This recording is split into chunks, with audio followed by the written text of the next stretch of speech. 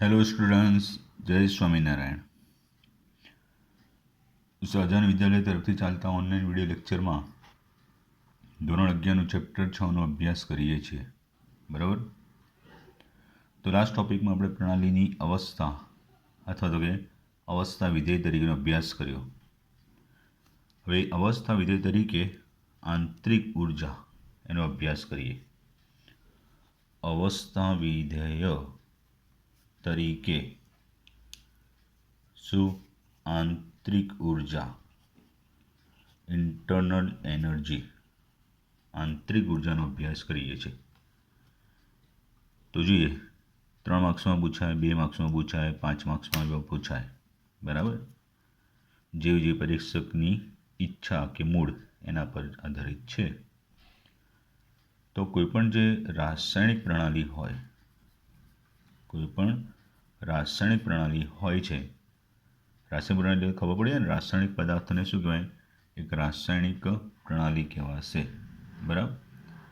તો એ કોઈપણ રાસાયણિક પ્રણાલી હોય કે જે ઉર્જા ગુમાવે છે કે ઉર્જા મેળવે છે, ઉર્જા ગુમાવે કે ઉર્જા મેળવે, આ ઉર્જા મેળવે આ રીતે, કે પછી એ ઉર્જા ગુમાવે, ઉર્જા મેળવે કે ઉર્જા ગુમાવે, મુક્ત કરે, તે વિશે વાત કરીએ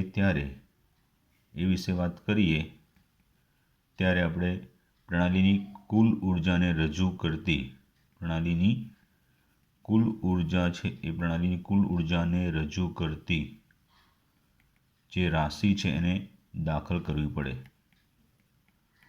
એ જે રાશિ હોય એને દાખલ કરવી પડે. તો તે એ રાશિ જે છે એ શું છે?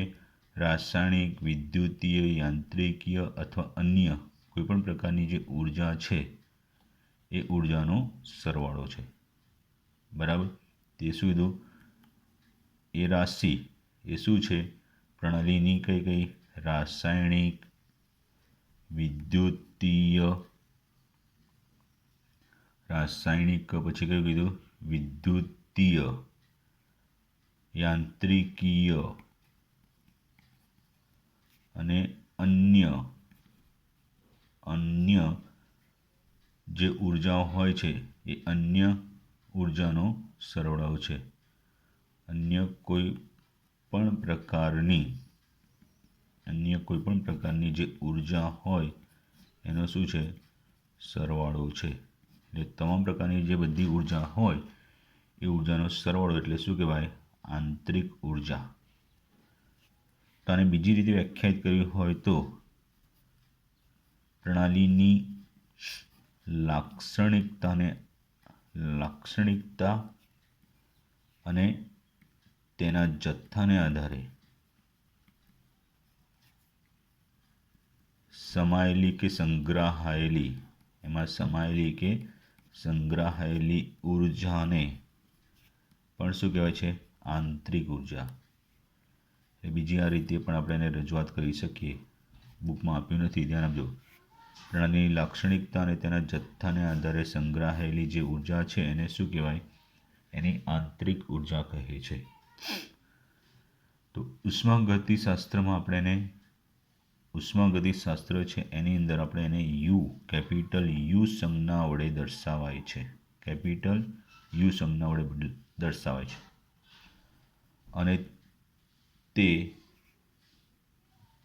બદલાય, તેમાં ફેરફાર થાય કે બદલાય જ્યારે, તો ક્યારે? તો તેના અંદર ફેરફાર થાય કે બદલાય છે ક્યારે? તો નંબર 1, એ પ્રણાલીમાં ઉષ્મા દાખલ કરીએ. આ જે પ્રણાલી છે એમાં ઉષ્મા જશે કે એમાંથી ઉષ્મા મુક્ત થશે ત્યારે. 2, પ્રણાલી પર કાર્ય થશે. પ્રણાલી હોય એ પ્રણાલી પર કાર્ય થશે, એના પર કાર્ય થાય કે એના દ્વારા કાર્ય થાય? પર કાર્ય થાય કે એના દ્વારા કાર્ય થાય? અને ત્રીજું, કે પ્રણાલી છે એ પ્રણાલીમાં દ્રવ્ય દાખલ કરીએ, પ્રણાલી હોય એમાં દ્રવ્ય દાખલ કરીએ કે દ્રવ્યને દૂર કરીએ, દ્રવ્ય છે એને દાખલ કરીએ કે દ્રવ્યને દૂર કરીએ, ત્યારે એ પ્રણાલીની આંતરિક ઉર્જા બદલાય છે, ત્યારે પ્રણાલીની આંતરિક ઉર્જા બદલાય છે. તો આપણે પહેલું કાર્યને આધારે આંતરિક ઉર્જા કેવી રીતના બદલાય એ સમજીએ. તો અલગથી ક્વેશ્ચન તરીકે પણ પૂછાય છે, કાર્યને આધારે આંતરિક ઉર્જામાં ફેરફાર, આંતરિક ઉર્જા છે એમાં ફેરફાર. ચાલો સમજીએ કેવી રીતે છે. તો ધ્યાન આપજો. તો આપણે પ્રથમ કાર્ય કરવાથી આંતરિક ઉર્જામાં થતો ફેરફાર સમજીએ. તો એક થર્મોસ ફ્લાસ્ક અથવા ઉષ્મારોધક બીકર લઈએ. એક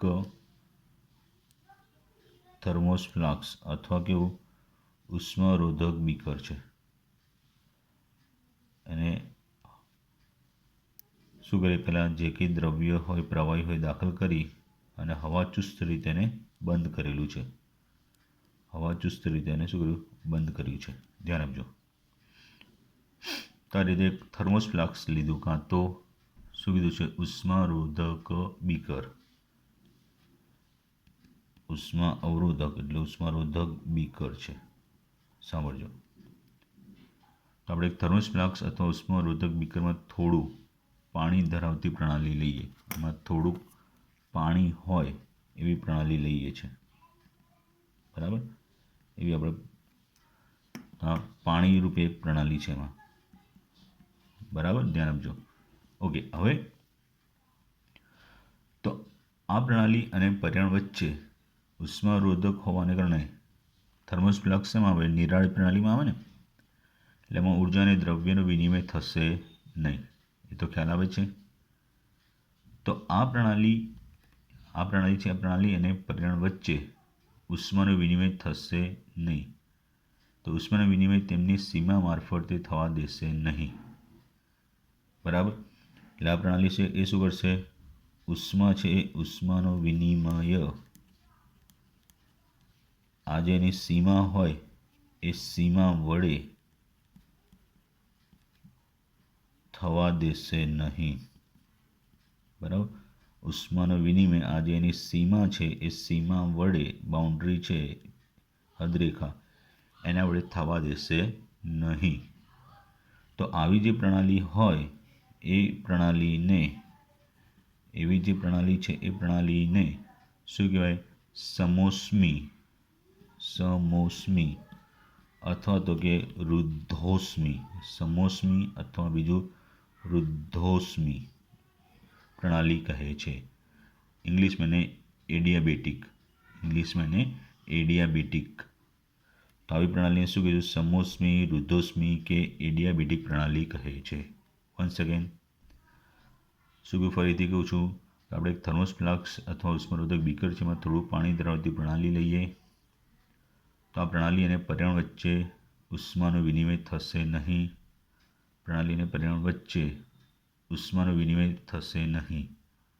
કોના વડે, તો એની જે સીમા હોય, સીમા એ ઉષ્માનો વિનિમય થવા દેશે નહીં.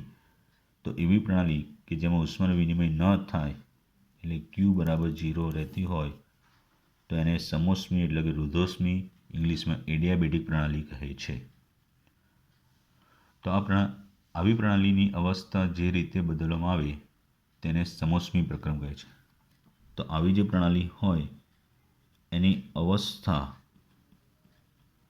બદલાય, અવસ્થા જે રીતે બદલવામાં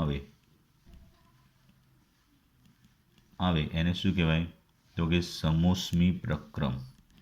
સમોષ્મી પ્રક્રમ એટલે એક પ્રકારનો ફેરફાર.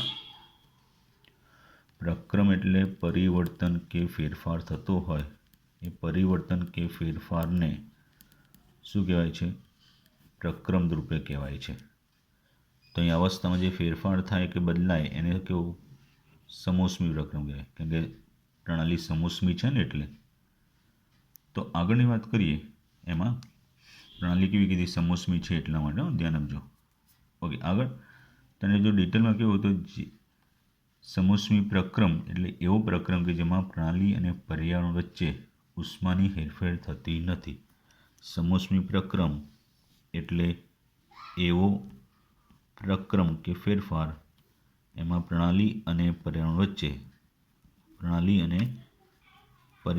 વચ્ચે શાનો ઉષ્માનો વિનિમય થતો નથી. બરાબર, એમાં ઉષ્માનો વિનિમય થતો નથી.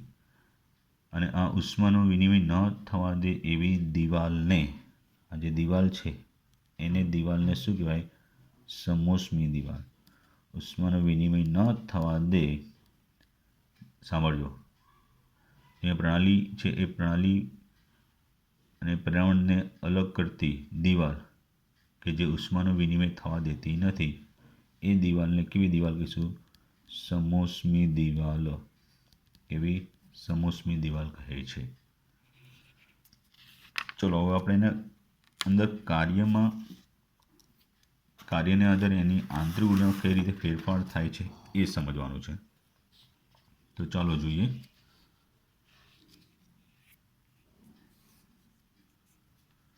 તો સમજી છે, હવે ધ્યાન આપતા રહેજો. તો હવે આપણે આ પ્રણાલી પર થોડું કાર્ય કરી આંતરિક ઉર્જામાં ફેરફાર કઈ રીતે થાય એ સમજીએ. બરાબર, પ્રણાલી છે એ પ્રણાલીમાં શું કરીએ, કાર્ય કરી અને આંતરિક ઉર્જામાં ફેરફાર કઈ રીતે થાય તે સમજીએ છીએ. તો આપણે પ્રારંભિક અવસ્થા છે એ પ્રારંભિક અવસ્થાની આંતરિક ઉર્જા, 1 મિનિટ. તો આપણે પહેલાં એવું કહી દઈએ કે કોઈ એ પ્રણાલી જે છે એમાં કાર્ય કર્યા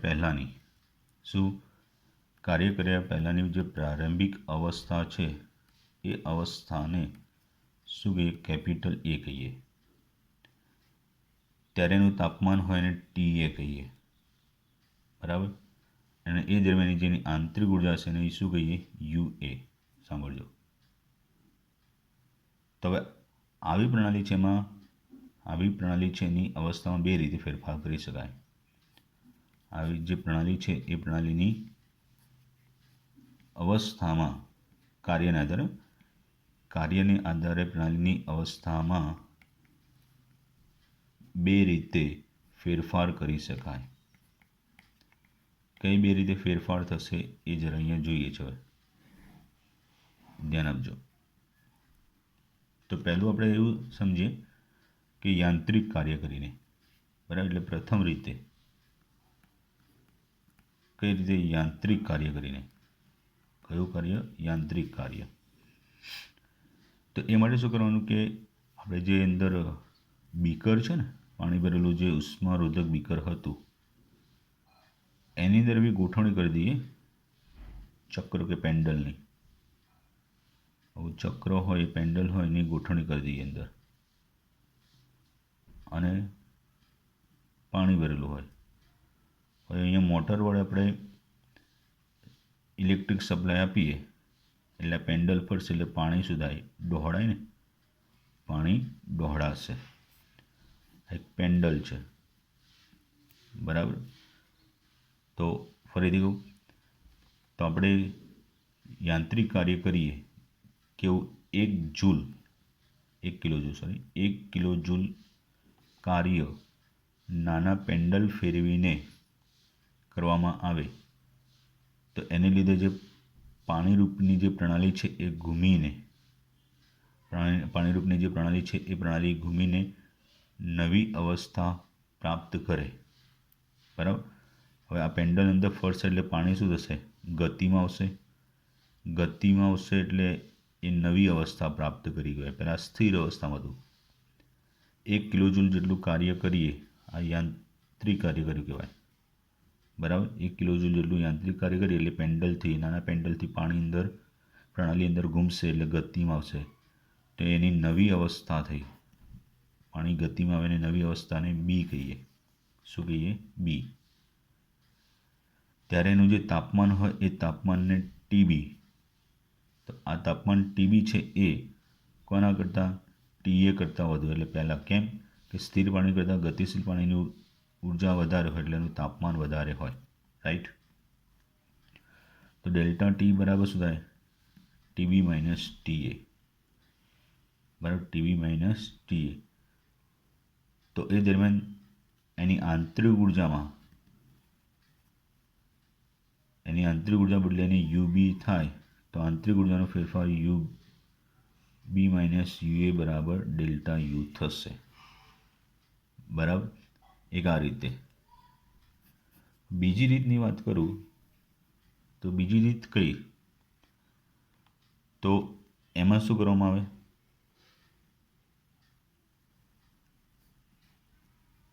આ પાણી ભરેલું જે ઉષ્મારોધક બીકર છે, પાણી ભરી દઈએ, એની અંદર વિદ્યુતીય સળિયો ડુબાડી દઈએ, બરાબર, અને બહારથી વિદ્યુત સપ્લાય આપવામાં આવે. તો બીજી રીત છે એ બીજી રીત તો કઈ થશે, તો કે વિદ્યુત કાર્યવાળી. કઈ વિદ્યુત કાર્ય, બરાબર, કઈ રીત થશે વિદ્યુત કાર્યવાળી. તો હવે એમાં કઈ રીતે કરવાનું છે સાંભળજો. વિદ્યુત કાર્યમાં તો આ જે સમોષ્મી પ્રણાલી જે હતી એની અંદર કયો એક વિદ્યુત સળિયો ડુબાડી અને વિદ્યુત પ્રવાહ પસાર કરીએ, તેમાં સમજો કે બીજી રીતમાં 1 કિલોજૂલ જેટલું વિદ્યુત આપેલ, એટલે 1 કિલોજૂલ જેટલું વિદ્યુત કાર્ય ડુબાડેલા સળિયાની મદદથી કરીએ અને તાપમાનનો ફેરફાર નોંધીએ, તો એ તાપમાનનો ફેરફાર અગાઉના રીત જેટલો જ એટલે આના જેટલો જ માલુમ પડ્યો, બરાબર, અગાઉના રીત જેટલો જ માલુમ પડે છે. સાંભળજો, એટલે આ જે પહેલી રીત હતી એ પ્રમાણે છે. એટલે એક જો કાર્યનું મૂલ્ય સરખું છે, પદ્ધતિ અલગ છે, એટલે તાપમાનમાં થયેલો ફેરફાર કેવો હોય, સરખો જ રહે, બદલાય નહીં, બરાબર.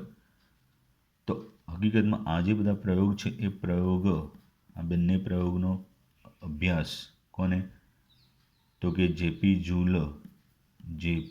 જૂલ નામના વૈજ્ઞાનિકે કરેલો, અને એને દર્શાવ્યું પ્રણાલી પર આપેલ જથ્થાનું કાર્ય કરવામાં આવે જેમાં રીત કોઈ પણ હોય. શું કીધું એને, શું દર્શાવ્યું, એને દર્શાવ્યું કે પ્રણાલી પર કાર્ય કરવામાં આવે, પ્રણાલી છે એના પર કાર્ય કરવામાં આવે, કેવું આપેલ જથ્થાનું, પ્રણાલી પર આપેલ જથ્થાનું કાર્ય કરવામાં આવે, એટલે આપણે 1 કિલોજૂલ કીધું ને, એ આપેલ જથ્થાનું કાર્ય કરવામાં આવે, રીત કોઈ પણ હોય, સાંભળજો, એટલે પથ અલગ હોય, તો પણ અવસ્થા કેવી સમાન રીતે બદલાય છે, કે ફેરફાર પામે છે, બરાબર. જેમ કે અહીંયા પ્રણાલીના તાપમાનનો ફેરફાર કેવો માલુમ પડ્યો, પ્રણાલીના તાપમાનનો ફેરફાર સરખો માલુમ પડે છે. તો આમ પ્રણાલીની એક એવી રાશિ આંતરિક ઉર્જાને વ્યાખ્યાયિત કરવી જોઈએ કે જેનું મૂલ્ય પ્રણાલીની લાક્ષણિકતા પર હોય. તો જે મેં તમને આગળ વ્યાખ્યામાં કીધું હતું, બરાબર, એટલે અહીંયા ફરી કહેતો નથી. તો સમોષ્મી પ્રક્રમમાં કરેલ કાર્ય, સમોષ્મી પ્રક્રમ છે એ સમોષ્મી પ્રક્રમ છે એમાં કરેલું કાર્ય, કેવા પ્રક્રમ, સમોષ્મી પ્રક્રમ છે એ સમોષ્મી પ્રક્રમમાં કરેલ કાર્ય WAD, એડિયાબેટિક કહેવાય ને, એટલે WAD કહેવાશે. સાંભળજો, તો પ્રણાલીની બે અવસ્થાઓના યુના તફાવત ડેલ્ટા યુ જેટલું હોય છે. તો તો પ્રણાલીની જે બે અવસ્થાઓમાં ફેરફાર થાય છે એની આંતરિક ઉર્જાનો જે ફેરફાર થાય એના જેટલું હોય છે. તો આમ સમોષ્મી પ્રક્રિયામાં થયેલું કાર્ય એ કોના જેટલું? તો પ્રણાલીની જે બે આંતરિક ઉર્જાઓ જે છે અથવા બે અવસ્થાઓમાં થયેલા આંતરિક ઉર્જાના ફેરફાર બરાબર છે એવું આપણે કહી શકીએ. બરાબર. તો આથી શું એ delta U equal to U2 minus U1 બરાબર WAD. આ ધ્યાન આપજો. હવે એના બે પ્રકારના મૂલ્યો હોઈ શકે છે. કયા બે પ્રકારના? ઋણ મૂલ્ય હોઈ શકે છે કે ધન મૂલ્ય. ઋણ મૂલ્ય ક્યારે હોઈ શકે અને ધન મૂલ્ય ક્યારે? જ્યારે પ્રણાલી દ્વારા કાર્ય થાય. હવે આપણે કોઈ કાર્ય કરીએ એટલે આપણા દ્વારા કાર્ય થાય તો ધીરે ધીરે આપણી એનર્જી ઘટતી જાય એટલે પછી જે બી કાર્ય થશે એમાં ધીરે ધીરે શું થાય? ઘટાડો થાય. એટલે ઓબ્વિયસલી પ્રણાલી દ્વારા કાર્ય થાય તો એના કાર્યમાં ધીરે ધીરે ઘટાડો થાય એટલે ઋણ નિશાની. પણ એની જગ્યાએ પ્રણાલી પર કાર્ય થાય, પ્રણાલી પર કાર્ય થાય તો એ કાર્ય કેવું આવે? ધન હોય. એ કાર્ય કેવું હોય? ધન હોય. તો અહીં સુધી લખી શકો. બુકમાં એક બીજું વધારે ઉદાહરણ રૂપે આપ્યું છે, એ કંઈ લખવાની જરૂર નથી. બરાબર. અહીં સુધી તમે સમજાવી શકો છો. ઓકે. હવે ઉષ્માને આધારે આંતરિક ઉર્જામાં ફેરફાર. આ કાર્યને આધારે વાત કરીએ. હસાના આધારે ઉષ્માને આધારે એ ઉષ્માને આધારે આંતરિક ઉર્જામાં ફેરફાર સમજીએ. ચાલો બીજો કન્સેપ્ટ. શાને આધારે? ઉષ્માને આધારે આંતરિક ઉર્જામાં ફેરફાર. આંતરિક ઉર્જામાં ફેરફાર. બરાબર. ચાલો સમજીએ. બરાબર ધ્યાન આપજો. આ તમને અલગ અલગ રીતે પણ પૂછી શકે. જો 3 પ્રશ્નો રીતે આવે કે પેલું એકલું આંતરિક ઉર્જા સમજાવો, તેટલું આંતરિક ઉર્જાનો ટોપિક લખવાનો. બરાબર. એકલું આંતરિક ઉર્જાનો ટોપિક લખવાનો અહીં સુધીનો આટલો. પછી કાર્યને આધારે આંતરિક ઉર્જાનો ફેરફાર તો આટલું પ્લસ હમણાં આગળ જે સમજાવ્યું તે. ઉષ્માના આધારે પૂછાય તો આ લખવાનું. આખું 5 માર્ક્સમાં પૂછાય કે આંતરિક ઉર્જા સમજાવી અને તેમાં કાર્ય અને ઉષ્માના આધારે થતો ફેરફાર સમજાવો, તો બધું આખું લખવાનું રહેશે, આખો આ વિડીયો લેક્ચર.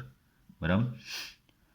તો આપણે પ્રણાલીની આંતરિક ઉર્જામાં ફેરફાર પ્રણાલીમાંથી કે પ્રણાલી છે. હવે ઉષ્માના આધારે વાત કરું તો સાંભળજો. આ પ્રણાલી છે એ પ્રણાલીની આંતરિક ઉર્જામાં ફેરફાર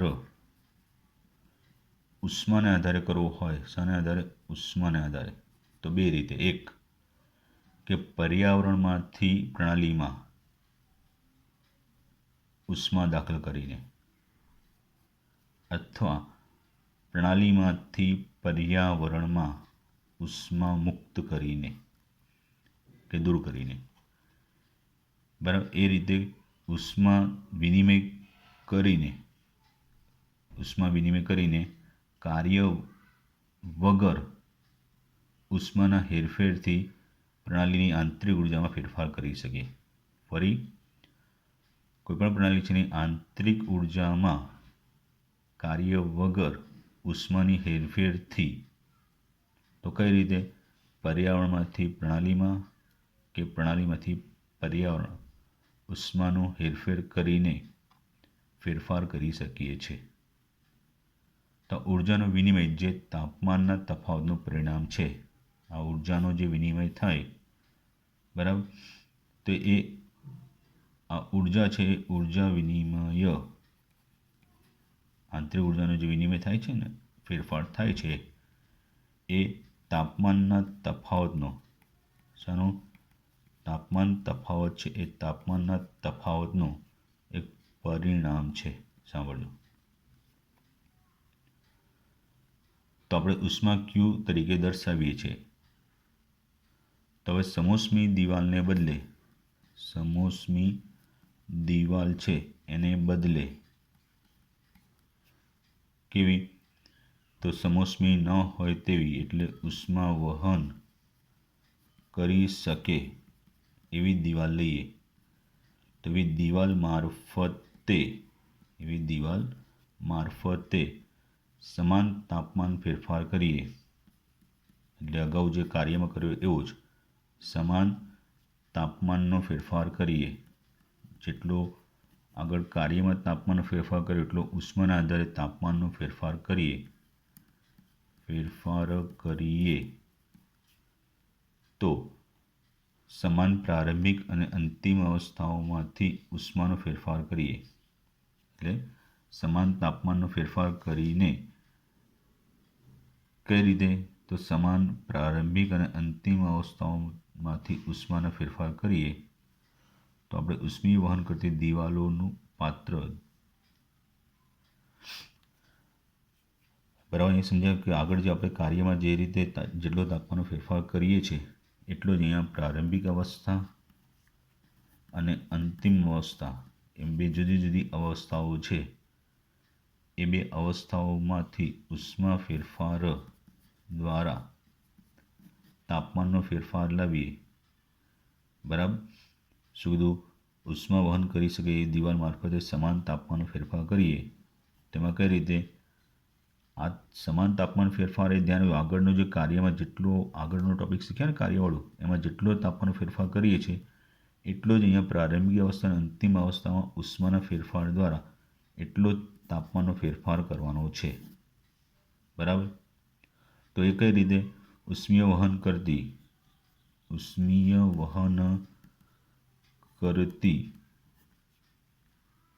દિવાલોવાળું પાત્ર કે જે કોપરનું બનેલું છે બરાબર તેમાં પ્રારંભિક તાપમાન TA ધરાવતી પ્રણાલી લઈએ પછી એમાં એક મોટો ઉષ્મા સંગ્રાહક એમાં શું કરવાનું પછી એની અંદર એક ઉમેરવાનો અંદર દાખલ કરવાનો એની અંદર મોટો ઉષ્મા સંગ્રાહક એટલે ગરમ હોય એવું કંઈક અંદર દાખલ કરી દેવાનો એક મોટો ઉષ્મા સંગ્રાહક જે તાપમાન TB ધરાવે છે એમાં એને બંધ કરી દઈએ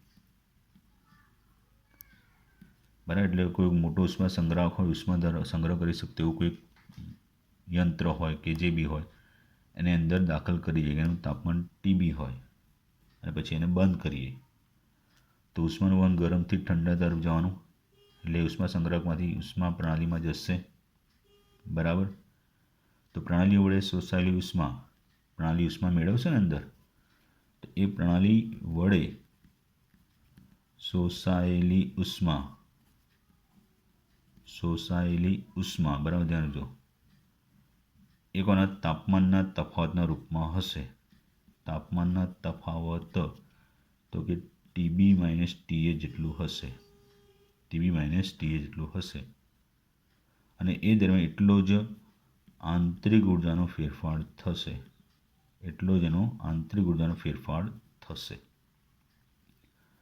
અહીંયા કોઈ ઉષ્મા સંગ્રાહકની જગ્યાએ ધારો કે ગરમની જગ્યાએ ઠંડુ લીધું હોય તો પણ એવું જ થાય તો ત્યારે પ્રણાલી ઉષ્મા ગુમાવશે બરાબર ગરમ પદાર્થ મૂકીએ તો પ્રણાલી ઉષ્મા મેળવશે ઠંડો પદાર્થ મૂકીએ તો પ્રણાલી ઉષ્મા ગુમાવશે બરાબર ગરમ વસ્તુ મૂકીએ તો એના દ્વારા ઉષ્મા પાણીમાં જશે એટલે પ્રણાલી ઉષ્મા મેળવે ઠંડો પદાર્થ મૂકીએ તો પ્રણાલી ઉષ્મા ગુમાવશે એમ કોઈ બી રીતે થાય તો જેટલો તાપમાનનો ફેરફાર થાય એટલા પ્રમાણમાં આંતરિક ઉર્જાનો ફેરફાર થશે તો આંતરિક ઉર્જાનો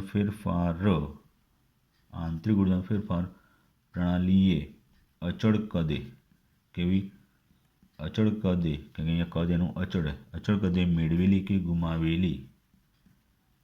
કે ગુમાવેલી ઉષ્મા જેટલું થશે બરાબર તો અહીંયા સાબિત થાય કે ડેલ્ટા U બરાબર QV V અચળ એટલા માટે કે અહીંયા અચળ કદે એ ઉષ્મા મેળવે કે ગુમાવે છે તો ઉષ્મા પર્યાવરણમાંથી પ્રણાલીમાં હેરફેર કરે તો Q ધન મળે છે સાંભળજો જો પ્રણાલી ઉષ્મા મેળવે તો Qનું મૂલ્ય પ્લસ થાય અને પ્રણાલી ઉષ્મા ગુમાવે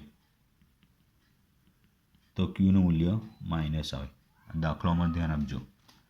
ઉષ્મા મેળવે એટલે એની અંદર દાખલ થાય એટલે વધારો થાય એટલે પ્લસ, ગુમાવે એટલે એમાંથી ઘટાડો થાય એટલે માઇનસ આવે. બરાબર. તો 2 થી 3 વિડીયો લેક્ચર જોઈ એકવાર સમજીને લખશો એટલે ચોક્કસપણે આવડી જશે. સિમ્પલ જ છે. બરાબર. જય સ્વામિનારાયણ.